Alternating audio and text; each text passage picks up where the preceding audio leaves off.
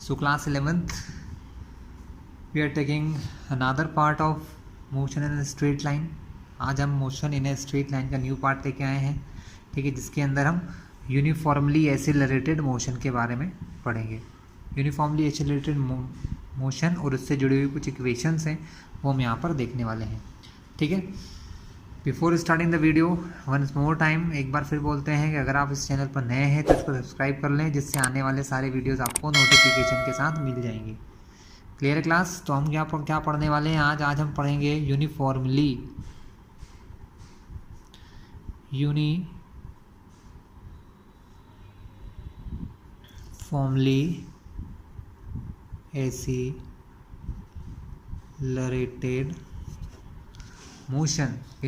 Accelerated motion.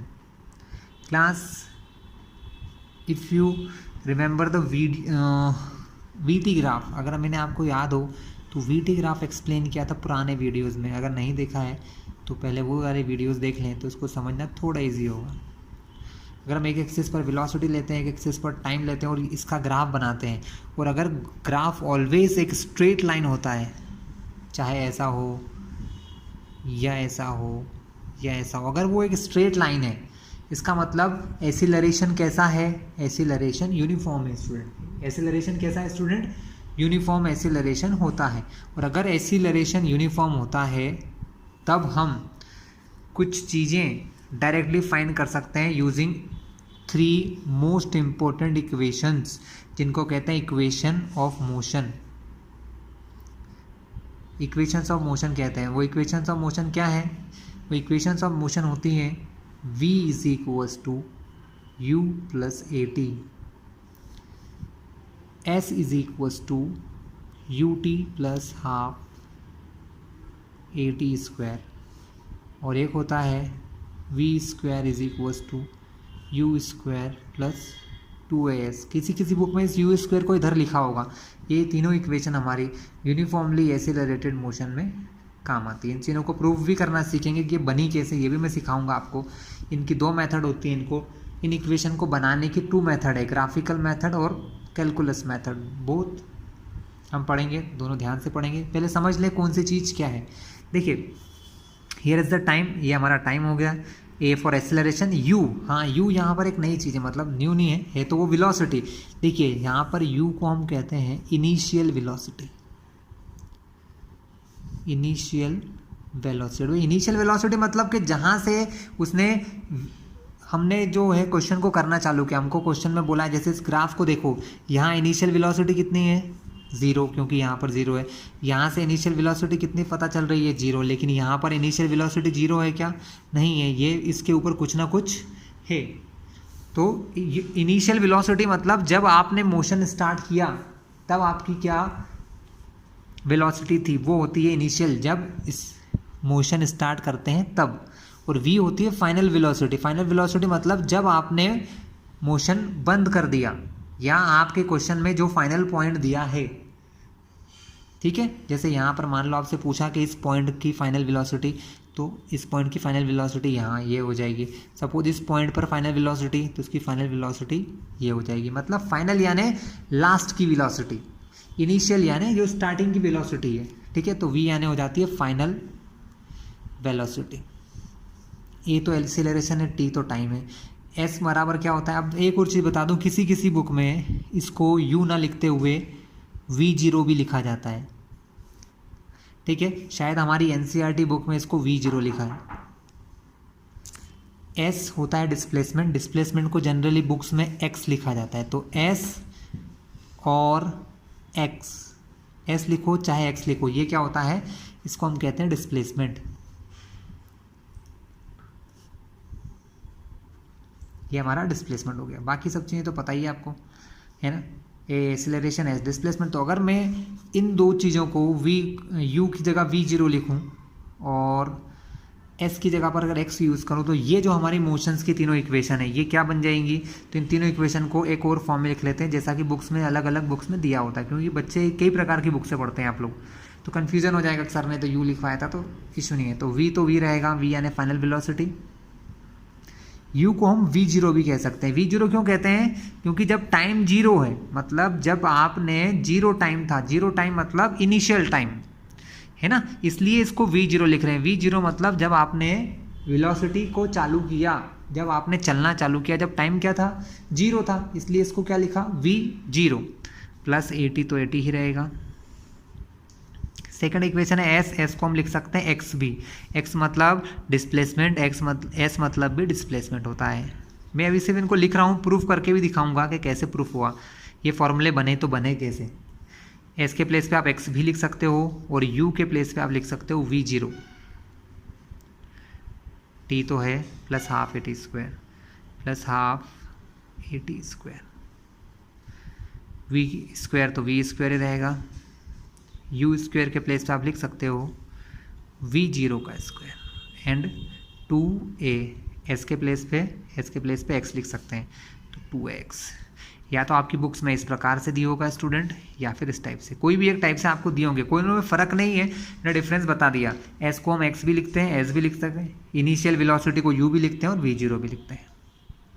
ठीक है, चलिए अब हम इसकी पहली मोशन की जो पहली इक्वेशन इसको डिराइव करते हैं कि ये आई तो आई कैसे। तो क्लास पहली बात कि ये जो सारी हम मोशन की इक्वेशन देख रहे हैं, ये सिर्फ कब काम करती हैं? When the body in uniformly accelerated motion. जब आपका एसिलरेशन कैसा हो? यूनिफॉर्म हो, जब बॉडी के अंदर एसिलरेशन यूनिफॉर्म होता है। सो अब हम क्या देखते हैं, एक ग्राफ बनाते हैं।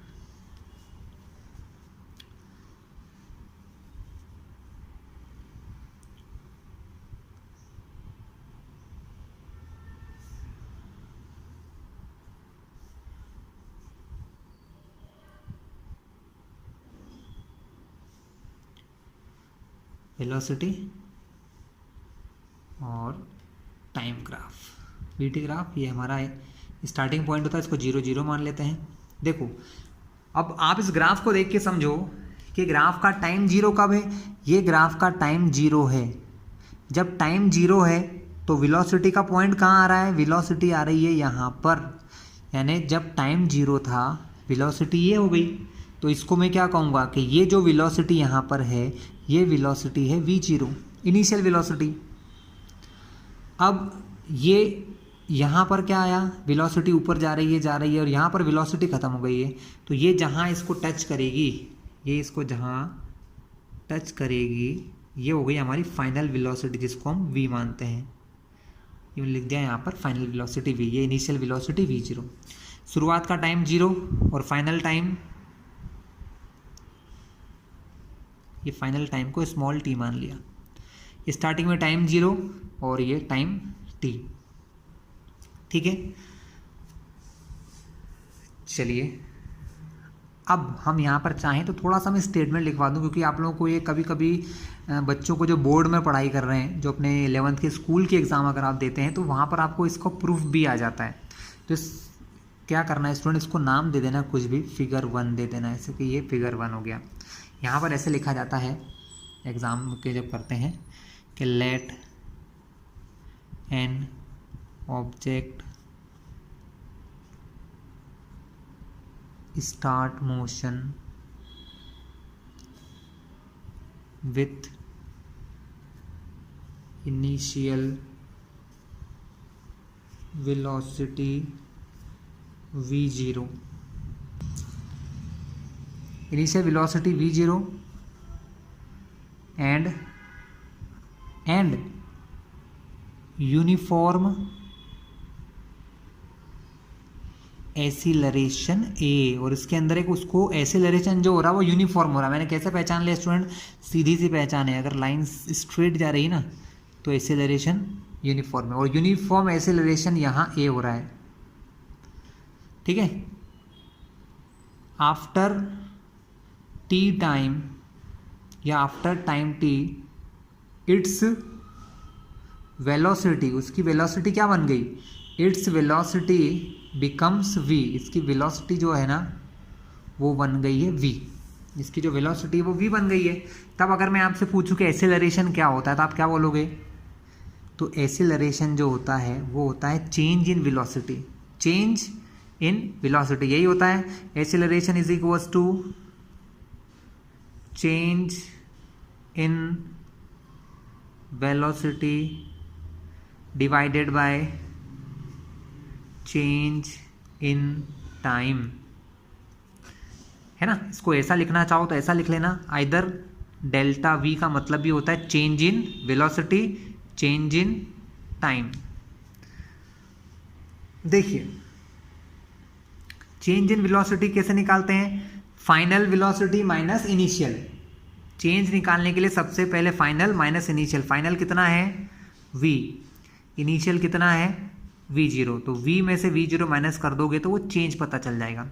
Final time t, initial time 0, तो t माइनस 0, ठीक है, t माइनस 0। अब क्या हो सकता है, t माइनस 0 को हम लिख सकते हैं t, ठीक है स्टूडेंट। तो नेक्स्ट पेज पे करते हैं हम लोग। सो t माइनस t0, ध्यान से देखिए आप, t माइनस t0, तो इसको लिख सकते हैं a is equals to v minus V not या v0 अपॉन t।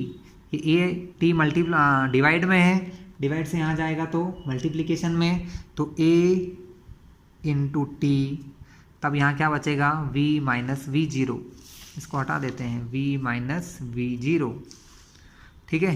तो A T is equals to क्या हो गया v माइनस v0। हम अगर इस माइनस के v को इधर लाते हैं तो ये v बन जाता है प्लस का v0, v0 माइनस में है, अगर लेफ्ट में लाया जाए तो क्या बन जाएगा v0, और a इंटू टी क्या होता है ए टी। तो देखिए आपका पहला फॉर्मूला तैयार है, पहला फॉर्मूला यही था आपका, देखो पहला फॉर्मूला था v is equal to v0 plus A T, v is equals to v0 plus A T. आप चाहो तो इसको इस तरफ लिख सकते हो, v is equals to v0 plus A T. तो क्लास बहुत ही आसान तरीके से आपने इस क्वेश्चन को सॉल्व कर लिया, ठीक है। सेकंड इक्वेशन अब प्रूफ करके देखते हैं। सेकंड इक्वेशन के लिए क्या करना होगा, सेकंड इक्वेशन के लिए आपको ये करना होगा कि फॉर्मूला वही है, सब कुछ वही है, डायग्राम ऐसा ही बनाना, ये पूरा डिस्क्रिप्शन ऐसे लिखना। बस यहाँ पर सेकंड जो इक्वेशन है ना, सेकंड इक्वेशन में आपको x यानी डिस्प्लेसमेंट निकालना होता है। यहाँ से क्या निकालना होता है, डिस्प्लेसमेंट। स्टूडेंट मैंने आपको इससे पहले बहुत बार समझाया है कि वेलोसिटी टाइम ग्राफ से अगर आपको डिस्प्लेसमेंट फाइंड करना है, अगर वेलोसिटी टाइम ग्राफ से डिस्प्लेसमेंट फाइंड करना है तो इस कर्व के नीचे जितना ये एरिया आता है, जितना ये एरिया है, हम वो सारा एरिया क्या करेंगे, फाइंड करेंगे। तो हमको ये वाला एरिया फाइंड करना है। क्या फाइंड करना है स्टूडेंट, ये वाला एरिया फाइंड करना है, ठीक है। एरिया फाइंड कर सकते हैं, बहुत आराम से कर सकते हैं। ये देखिए बन गया ट्रायंगल, ये बन गया रेक्टेंगल, ये दोनों एरिया निकाल के जोड़ दोगे तो आपको क्या मिल जाएगा, इन दोनों एरियाज को निकाल के प्लस कर देंगे तो हमें क्या पता चल जाएगा, इसका टोटल डिस्प्लेसमेंट पता चल जाएगा। और डिस्प्लेसमेंट ही तो हमने फाइंड किया है। सेकंड इक्वेशन देखिए क्या है, s यानी डिस्प्लेसमेंट, तो हमें कुल मिला के इसका डिस्प्लेसमेंट फाइंड करना है। तो क्या करेंगे, डायग्राम सेम बनेगा। आप थोड़ी सी चीज़ें समझ लीजिए स्टूडेंट। देखिए यहाँ पर ट्रायंगल जो बन रहा है ये है हमारा ट्रायंगल, ठीक है। हमें कितना चाहिए, हमें इस ट्रायंगल का बेस चाहिए, तो बेस तो टाइम के बराबर हो गया t, लेकिन ये जो हाइट है परपेंडिकुलर जो ये हाइट है, क्योंकि ट्रायंगल का एरिया होता है 1/2 into base into height. Base तो पता चल गया t है, लेकिन हाइट निकालने के लिए हमको क्या करना चाहिए, ये देखिए जितना ये है उतना ही ये है। देखिए यहाँ से यहाँ तक v वेलोसिटी और यहाँ से यहाँ तक v0, यानी ये जो डिफरेंस है ना, ये डिफरेंस है हमारा v माइनस v0। कितना है ये, v माइनस v0 है, दिख रहा है आपको कितना है, ये है हमारा v माइनस v0। समझ में आया स्टूडेंट आपको, ये यहाँ से यहाँ तक v और इतना ये इतना जो नीचे लिखा है ये है v0। अगर मुझे ये निकालना है तो इस पूरे में से इतना पार्ट माइनस करना पड़ेगा। इस पूरे में से अगर मैं इतना पार्ट माइनस कर दूं तो ये आ जाएगा। इसके लिए मैंने क्या करा, v में से v0 को माइनस कर दिया, तो ये जो आपका परपेंडिकुलर है ये बन गया v माइनस v0। चलिए अब हम डिस्प्लेसमेंट निकालने के लिए इन दोनों का एरिया फाइंड करते हैं, है ना। तो मैंने क्या बताया, ये वाला पार्ट डायग्राम ऐसे ही बनाएंगे आप, ये डिस्क्रिप्शन भी ऐसा लिखेंगे, उसके बाद का पार्ट यहाँ लिख पा रहा हूँ मैं आपको, ठीक है। हम यहाँ एक छोटी सी लाइन लिखेंगे, in V T graph area under the graph, area under the graph is equal to displacement. वो क्या होता है, एरिया अंडर द ग्राफ हमारा डिस्प्लेसमेंट होता है ना। तो डिस्प्लेसमेंट निकालना मतलब जो दो फिगर यहाँ पर हमारे डायग्राम में बन रहे हैं, ट्रायंगल और नीचे वाला रेक्टेंगल, इन दोनों के हमको क्या निकालना है, एरिया फाइंड करना है। ठीक है, इसका जो एरिया निकलेगा, इन दोनों का जो एरिया निकलेगा वो हमारे किसके इक्वल होगा, डिस्प्लेसमेंट के। ठीक है, तो करें तो डिस्प्लेसमेंट क्या होगा, डिस्प्लेसमेंट को यहाँ हम x मान लेते हैं, इज इक्वल्स टू, दो एरिया हो रहे हैं स्टूडेंट, एक रेक्टेंगल और दूसरा ट्रायंगल। फिर से एक बार कंफ्यूज ना हो, ये वाला पार्ट रेक्टेंगल है, रेक्टेंगल का एरिया होता है लेंथ इनटू ब्रेड्थ। लेंथ कितनी है, यहाँ कितनी हो गई, ये v0, ये कितना है ब्रेड्थ t, तो ये हो जाएगा length into breadth. Area of triangle क्या होता है, 1/2, क्योंकि दूसरा एरिया जो है हमारा, दूसरा एरिया हमारा ट्रायंगल है, तो ट्रायंगल का एरिया क्या होता है, base into height, 1/2 base into height. Base है इसका t और हाइट है हमारी v माइनस v0। एक छोटी सी चीज़ आपको यहाँ काम आएगी, देखिए v माइनस v0 किसके बराबर है, at के इक्वल है, a इंटू टी, यानी v माइनस v0 किसके इक्वल है, a इंटू टी के। तो इस v माइनस v0 की जगह हम क्या लिख सकते हैं, इस v माइनस v0 के प्लेस पे आप लिख सकते हो, ये t तो पहले से है, इसके प्लेस पे आ जाएगा at, तो ये क्या बन जाएगा हमारा, x इज इक्वल्स टू बन जाएगा v0t प्लस हाफ, a तो a रहेगा और t का मल्टीप्लाई t से होगा, तो ये बन जाएगा t का स्क्वायर। ये हमारी प्रूफ हो गई सेकंड इक्वेशन। हम ये कौन सी मेथड कर रहे हैं, हम यूज़ कर रहे हैं ग्राफिकल मेथड स्टूडेंट। क्या यूज़ कर रहे हैं, ग्राफिकल मेथड। ठीक है, ये हमारी टू मोशंस की इक्वेशन हमने बना ली है, वेरीफाई कर ली है। चलिए अब थर्ड की बारी है। For proving the third equation student, third equation के लिए अब चाहें तो ग्राफ बनाएं, चलिए बना ही लीजिए, कोई इशू नहीं है। तो फिर से ग्राफ बना लीजिएगा, ये स्टेटमेंट लिख लीजिएगा। ठीक है, यहाँ पर हम एक न्यू कॉन्सेप्ट देखते हैं, थर्ड इक्वेशन को प्रूव करने के लिए नया कॉन्सेप्ट आता है। वो कॉन्सेप्ट क्या होता है स्टूडेंट, कॉन्सेप्ट होता है हमारा एवरेज वेलोसिटी का। अगर एसिलरेशन या कांस्टेंट एसिलरेशन मोशन हो रही है, अगर मोशन कैसी है, कांस्टेंट एसिलरेशन हमने मान लिया है, हम मान के चल रहे हैं मोशन कैसी है, कांस्टेंट एसिलरेटेड मोशन है, तो यहाँ पर जो एवरेज वेलोसिटी है, जैसे मान लो हमने एवरेज वेलोसिटी मान लिया v, जो एवरेज वेलोसिटी है वो क्या होती है, v प्लस v0/2 होगी यहाँ पर, है ना, v प्लस v0/2 होगी। अगर कांस्टेंट वेलोसिटी, इस v को आप क्या नाम दोगे, इस v को नाम दे दो एवरेज वेलोसिटी, क्या कहेंगे इसको, एवरेज वेलोसिटी। ठीक है, एवरेज वेलोसिटी क्या हो गया हमारा, v प्लस v0/2, इसको यहाँ पर इक्वेशन 1 देके छोड़ दीजिए। ठीक है, इसके अलावा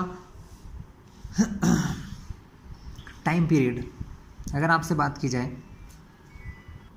तो स्टूडेंट ये एवरेज वेलोसिटी हो चुकी है ना, और हम बात करें एसिलरेशन की, तो एसिलरेशन क्या होता है,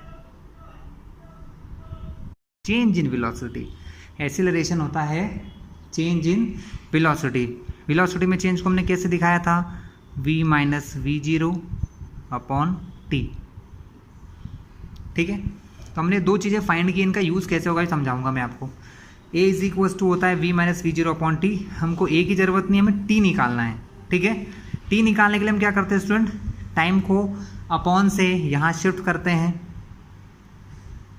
यहाँ पहले से a था, वो a मल्टीप्लाई से वापस चला जाएगा डिवाइड में, जिसको नाम दिया v माइनस v0। तो यहाँ पर आपको दो मेन फॉर्मूलेस कह लो या इक्वेशन कह लो, ये दो इक्वेशन मिल गई है, इन्हीं के यूज से आपको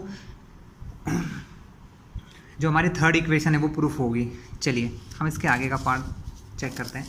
तो देखिए स्टूडेंट, हमने एवरेज वेलोसिटी निकाल लिया है ना, और ठीक है, ठीक है। सो वेलोसिटी जो होती है स्टूडेंट, एवरेज वेलोसिटी क्या होती है? एवरेज वेलोसिटी बराबर होता है total displacement upon total time, है ना। टोटल डिस्प्लेसमेंट को हमने क्या माना है? x, और टोटल टाइम हमारा क्या हो गया है? t हो गया है। तो average velocity is equals to total displacement upon total time, यही हमने फाइंड कर रखा है पहले से, है ना, पढ़ रखा है पहले हमने। तो हम यहाँ पर क्या करेंगे, इस t को यहाँ ले जाएंगे, तो हम लिख सकते हैं v, यानी इसको मैंने एवरेज वेलोसिटी को ऐसे लिख लिया थोड़ा समझने के लिए। तो average velocity into time is equals to x total displacement. अब v और t की जो वैल्यूज़ यहाँ दी हैं, बस ये वैल्यूज़ हम यहाँ रख देंगे तो हमारा काम हो जाएगा। तो देखिए, अब इस x को मैं इधर शिफ्ट कर सकता हूँ, सब लोग जानते हैं, 10th पास करके आए हैं। वेलोसिटी की जगह हम इसका फॉर्मूला रखेंगे v प्लस v0 अपॉन 2, और टाइम का फॉर्मूला क्या बनाया? v minus V zero upon A, v minus V zero upon A.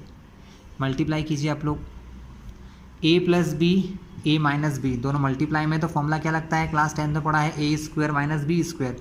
So v square minus V zero का स्क्वायर अपॉन में 2 और a का मल्टीप्लाई, तो 2a।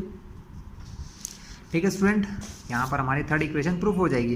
ये 2a यहाँ से मल्टीप्लाई अपॉन से जाएगा, तो यहाँ x के साथ मल्टीप्लाई में, so 2ax is equals to V square minus V zero का स्क्वायर। ठीक है, इक्वेशन हमारे पास माइनस का वी जीरो स्क्वायर है, तो उसको इधर लाओगे तो बन जाएगा प्लस का वी जीरो स्क्वायर, तो plus V zero square plus 2ax is equals to V square. अब इसको चाहो तो वी स्क्वायर को इधर लिखो, तो फाइनली हमारा आंसर आ गया V square is equals to V zero square, sorry square plus 2ax। तो स्टूडेंट, ये थी हमारी तीनों ग्राफिकल इक्वेशन जो मैंने आपको सिखा दी है, तीनों मेथड आपको बता दिए हैं, तीनों इक्वेशन बता दी हैं, ग्राफिकल मेथड क्लियर हो गई है। इसके अलावा हमारे पास जो सेकंड मेथड होती है उसको हम कहते हैं कैलकुलस मेथड, वो हम इसके बाद अब देखने वाले हैं। सो क्लास, अब हम देखते हैं कैलकुलस मेथड से हम लोग कैसे इन इक्वेशंस को डिराइव कर सकते हैं। तो कैलकुलस मेथड मतलब जिसमें डिफरेंशिएशन इंटीग्रेशन का यूज़ होता है। सो फॉर फर्स्ट मेथड मतलब फर्स्ट इक्वेशन जो है हमारी है v is equals to U plus A T. ये मैंने क्या बताया कि इसको हम ऐसा भी लिखते हैं, कुछ बुक्स में u की जगह दिया है v0 plus A T. So student, हम यहाँ क्या करने वाले हैं, यहाँ पर हम एक्सीलरेशन का यूज़ करेंगे। हमने इसका डायग्राम बनाया था, कुछ याद है आपको? हमने कुछ डायग्राम ऐसा बनाया था जब हमने क्या पढ़ा था, इस टाइप से। ठीक है, ग्राफ था हमारा वीटी ग्राफ। तो वीटी ग्राफ जो होता है ना, ये इसकी इनिशियल वेलोसिटी यहाँ से चालू कर रहा है यानी v0, ये यहाँ इसकी फाइनल वेलोसिटी मतलब v, ये स्टार्टिंग का टाइम 0 टाइम, और ये हमारा फाइनल टाइम t, ये हमारा फाइनल टाइम t टाइम तक वो चल रहा है। तो अगर एक्सीलरेशन फाइंड करना हो तो एक्सीलरेशन क्या होता है स्टूडेंट? किसी भी मोमेंट पर मुझे एक्सीलरेशन फाइंड करना है, यहाँ करना है, यहाँ पर, यहाँ पर, यहाँ पर, है ना, क्योंकि एक्सीलरेशन भी कैसा हो रहा है, यूनिफॉर्म हो रहा है ना। तो a इज इक्वल्स टू क्या होता है, एक्सीलरेशन इज इक्वल्स टू क्या होता है, dv अपॉन dt, हमको पता है इंस्टेंटेनियस एक्सीलरेशन हम यही फाइंड करते हैं। ठीक है, अब सपोज अगर मैं इस dt को यहाँ शिफ्ट कर दूँ तो यहाँ ये बन जाएगा a into D T is equals to D V. So class, अब हमें क्या करना है, हमें इंटीग्रेशन करना है। मैंने इसके ऊपर वीडियो बनाया हुआ है, जिसको नहीं पता है वो देख लेना। तो इंटीग्रेशन करना है हमें, तो कैसे होता है इंटीग्रेशन? इंटीग्रेशन किसका हो रहा है, यहाँ पर इंटीग्रेशन होना है टाइम का, यहाँ पर इंटीग्रेशन होना है वेलोसिटी का, क्योंकि ये टी दिया मतलब इंटीग्रेशन किसके रिस्पेक्ट में होगा, टाइम के रिस्पेक्ट में। यहाँ वी लिखा मतलब यहाँ इंटीग्रेशन किसके रिस्पेक्ट में होगा, वेलोसिटी के रिस्पेक्ट में। ठीक है, तो ए तो कांस्टेंट है, टाइम के लिए एसिलरेशन कांस्टेंट होता है तो हमने एसिलरेशन को हटा दिया। वैसे भी यहाँ पर बोला है कि यूनिफॉर्म एसिलरेशन हो रहा है, यानी ये चीज़ कैसी है, ये वैल्यू कांस्टेंट है।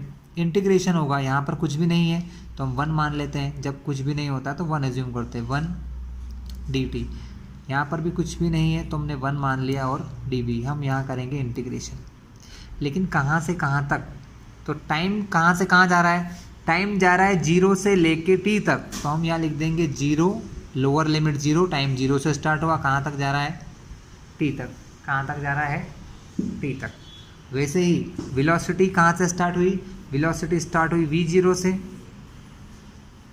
कहाँ तक गई, v तक। तो ये दोनों वैल्यू हमने यहाँ रख ली। ये लिमिट है, ये हम बाद में रखते हैं, पहले हम लोग इंटीग्रेशन करते हैं। स्टूडेंट आपको मैंने पहले भी समझाया हुआ है, अगर कोई सब्सटेंस है जैसे dx मान लो और यहाँ पर कुछ भी नहीं है, 1 है, तो जो 1 का इंटीग्रेशन होता है वो x होता है। मतलब जो वैल्यू जिसके रिस्पेक्ट में आप इंटीग्रेशन कर रहे हो, यहाँ 1 है और यहाँ मैं x के रिस्पेक्ट में कर रहा हूँ, तो 1 क्या बन जाएगा, हमारा x बन जाएगा। तो यहाँ पर 1 है तो ये t के रिस्पेक्ट में हो रहा है, तो ये बन जाएगा हमारा 1 का इंटीग्रेशन t। अब हम लिमिट लगाएंगे, लोअर लिमिट और अपर लिमिट, मतलब लिखेंगे अगले स्टेप में लगेगी। यहाँ पर भी 1 का क्या हो जाएगा, 1 का हो जाएगा v। जब इंटीग्रेशन हो जाता है तो ये dt और इनको हटा देते हैं और ये v0 से लेकर v तक। ये होती है अपर लिमिट, ये होती है लोअर लिमिट। कैसे लगाते हैं देख लीजिए। सबसे पहले t के प्लेस पे ये t रखेंगे, t के प्लेस पे t रखेंगे, क्योंकि जो वैल्यू अंदर होती है उसकी जगह पर ये दोनों रखा जाता है। पहले हमने रख दिया t के प्लेस पे t अपर लिमिट, फॉर्मूले का माइनस, t के प्लेस पे रख दिया 0 lower limit, is equals to, अब v के प्लेस पे पहले रखा v अपर लिमिट माइनस, अब v के प्लेस पे आ जाएगा v0 lower limit, a into T, A T ये तो 0 है हट जाएगा, is equals to v minus v0। तो इस माइनस के v0 को इधर लाएंगे तो क्या बनेगा, प्लस का v0।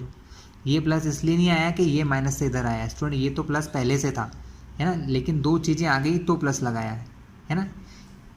अगर ये प्लस, इसका प्लस चेक करना है तो हम आगे की तरफ देखते हैं। हर चीज़ का प्लस है कि माइनस से कहाँ देखा जाता है, लेफ्ट में। यहाँ पर ये प्लस तो इसलिए लगाया था कि क्योंकि ये खुद ए टी जो था वो प्लस का था।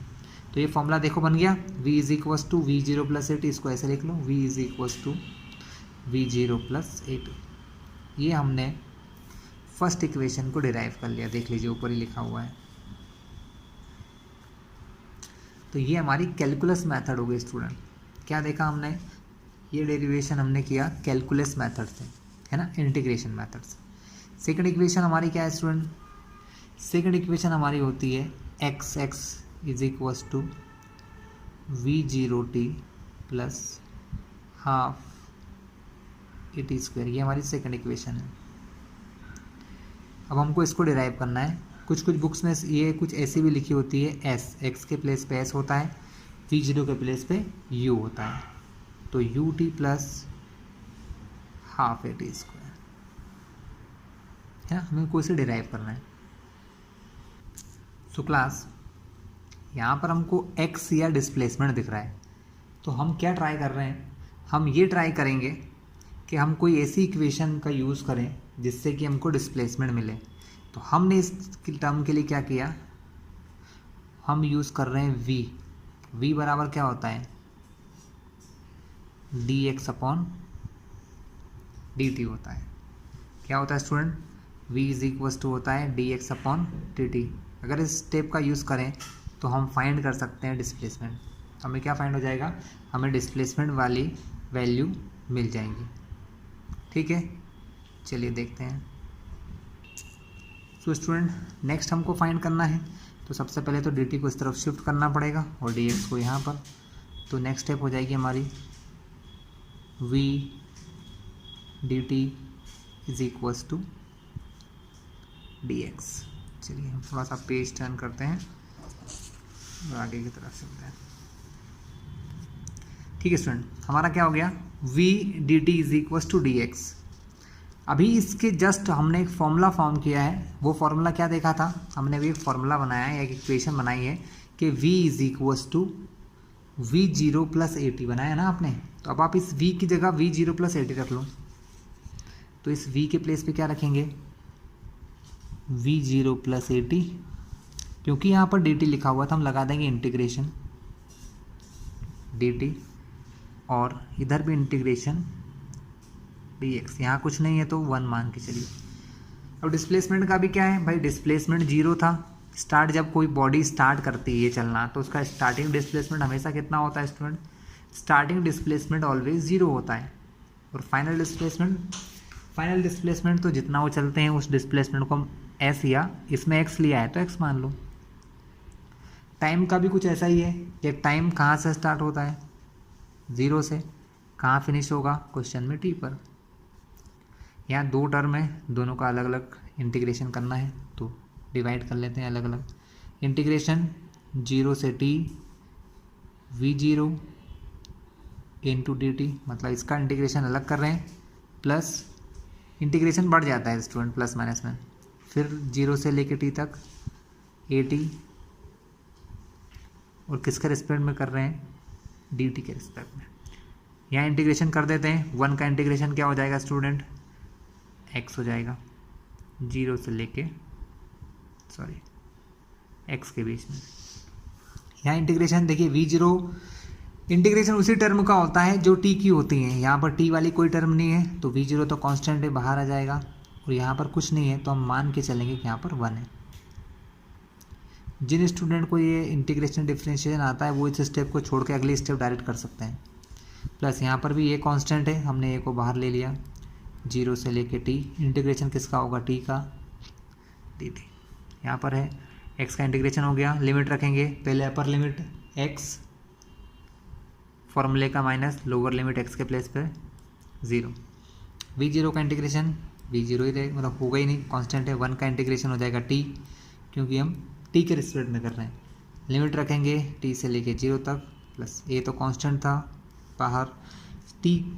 अब यहाँ पर वो फॉर्मूला रहेगा इंटीग्रेशन का जो मैंने आपको सिखाया है, x की पावर n का अगर इंटीग्रेशन करते हैं तो पहले पावर बढ़ती है, तो पावर पहले 1 बढ़ती है, फिर वही पावर अपॉन में जाती है। तो यहाँ t की पावर कुछ नहीं है तो पावर 1 है, पावर 1 बढ़ेगी तो 1 + 1 t की पावर क्या हो जाएगी स्टूडेंट, t की पावर 2 हो जाएगी, और अपॉन में क्या आ जाएगा, वही बढ़ी हुई पावर यहाँ आ जाती है 2। लिमिट 0 से t, 0 से लेके t, x में से 0 गया, x ही रहेगा।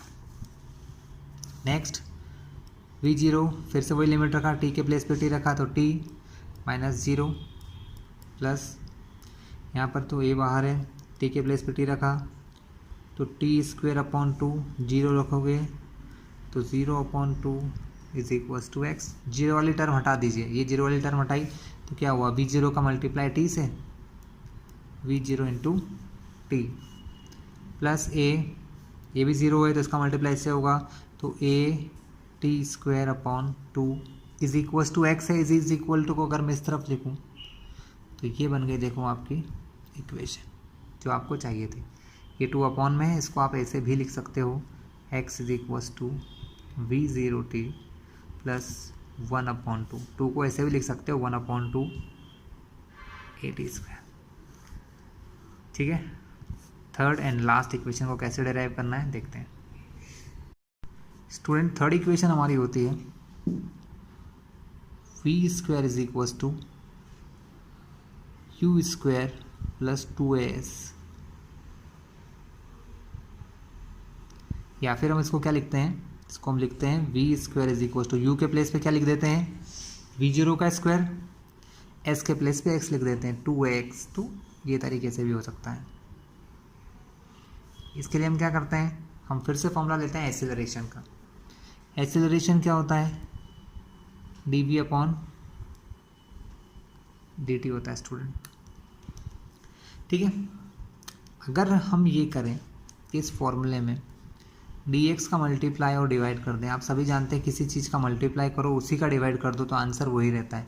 तो मैंने dx और dt का ऐसे मल्टीप्लाई किया, कोई इशू है हमको, कोई दिक्कत नहीं है, क्योंकि आगे समझ में आ जाएगा आपको।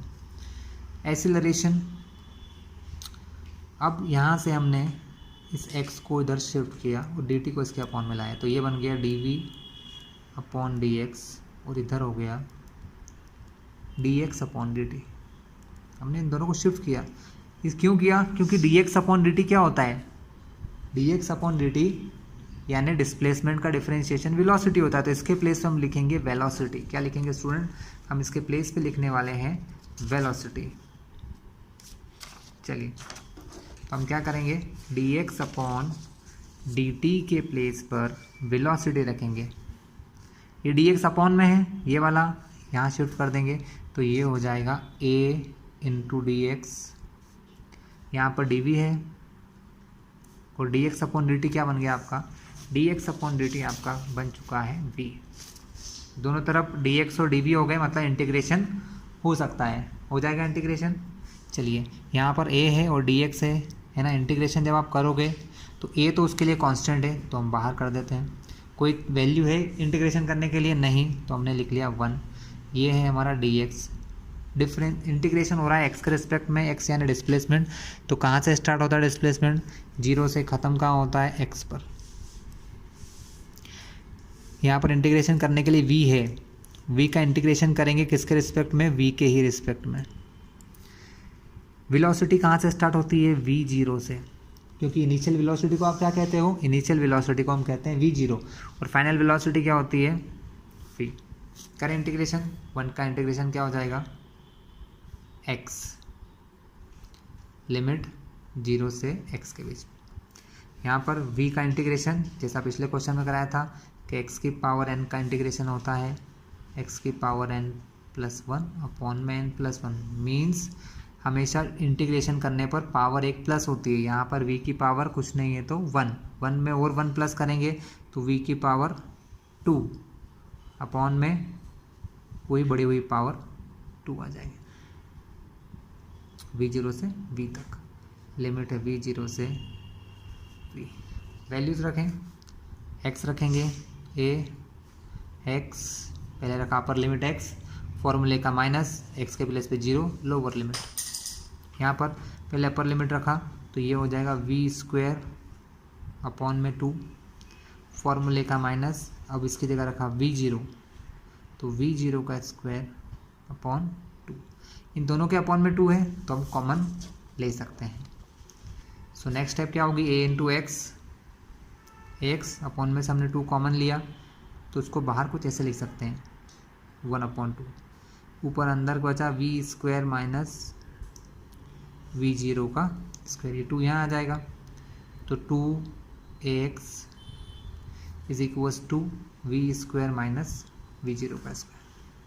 माइनस का v0 स्क्वायर इधर आएगा तो बनेगा प्लस, तो v0² प्लस 2ax बराबर v का स्क्वायर, और यही हमको लाना था।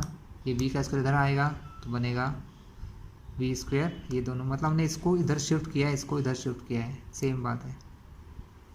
तो ये हमारी थर्ड इक्वेशन भी हमने डेराइव कर ली है स्टूडेंट। तीनों इक्वेशन हो गई है जिनको हमने कैलकुलस मेथड से फाइंड कर लिया है। चलिए, सो स्टूडेंट ये हमारा पार्ट यहाँ फिनिश होता है। नेक्स्ट पार्ट में हम इससे जुड़े हुए न्यूमेरिकल्स करेंगे, ठीक है, जिसके अंदर सारे प्रकार के एक्सेलरेशन के इक्वेशंस के, तीनों प्रकार के इक्वेशन के बहुत सारे क्वेश्चंस होते हैं, वो भी हम देखेंगे। ठीक है क्लास, तो नेक्स्ट क्लास में मिलते हैं।